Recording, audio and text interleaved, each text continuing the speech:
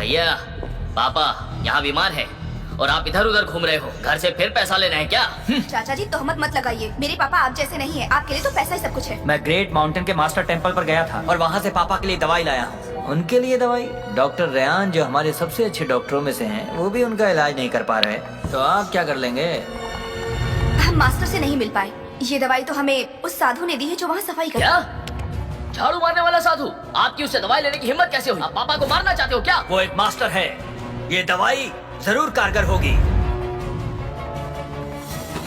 पापा आपको सही में लगता है कि ये काम करेगी? वो पुजारी बड़े करामाती आदमी हैं बेटी। मैंने उन्हें अपनी आंखों से उड़ते हुए देखा है।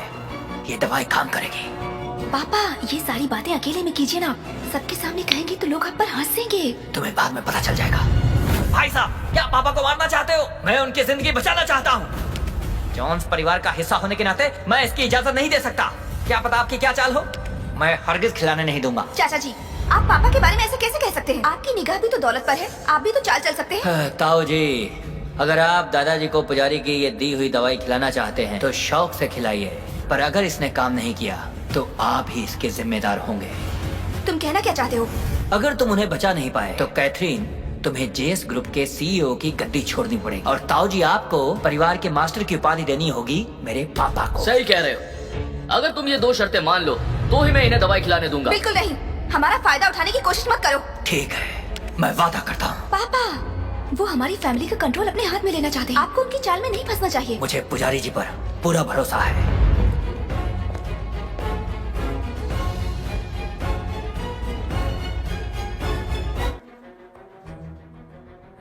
पापा दवाई काम नहीं कर रही।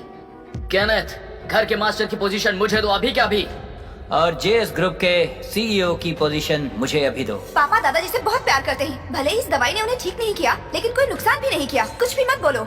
चुप रहो और अपना वादा निभाओ, नहीं तो इसकी बहुत बड़ी कीमत चुकानी पड़ेगी।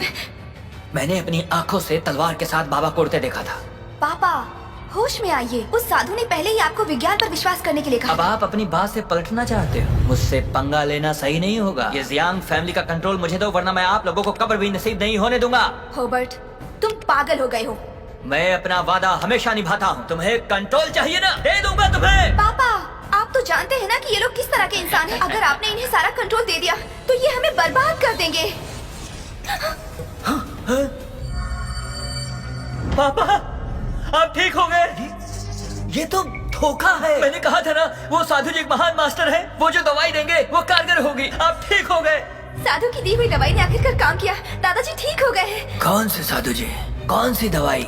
हाँ दादाजी, जो मैं और पापा गए थे ग्रेट माउंटेन आपके लिए लेने। ओह ये है दवाई। यही है वो दवाई। ये ग्रेट माउंटेन के मास्टर ने बनाई है। ये क्या चल रहा है? ये एक पवित्र जान बचाने वाली दवाई है। जब तुम पहाड़ पर थे तब तुमने मास्टर को देखा था? हमने उन्हें नहीं देखा। हमें तो ये दवाई वहाँ पर किसी साधु ने दी जो झाड़ू लगाता है। ये मास्टर की मदद नहीं थी। ये ठीक हुए हैं डॉक्टर रेयान की दवाई से, जिन्हें मैंने बुलाया था। हाँ, वो डॉक्टर तो जीनियस है और सारे डॉक्टर्स का लीडर है।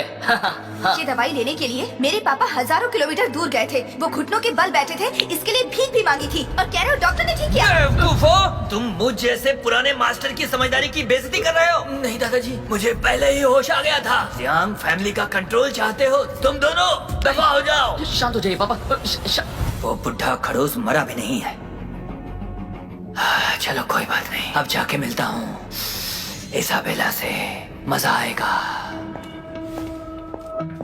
दादाजी आप ठीक हो गए हैं? सेलिना तैयारी करो, हम फिर से ग्रेट माउंटेन चलते हैं। उस पुजारी को धन्यवाद देकर आते हैं। ग्रेट माउंटेन जाने की जरूरत नहीं है। मैंने अभी अभी उसे सेंट्रल होटल के पास देखा। शायद लिन फैमिली की पार्टी में जा रहा था। क्या सेंट्रल होटल में? चलो सब लोग साथ में चलते हैं। हाँ, चलो।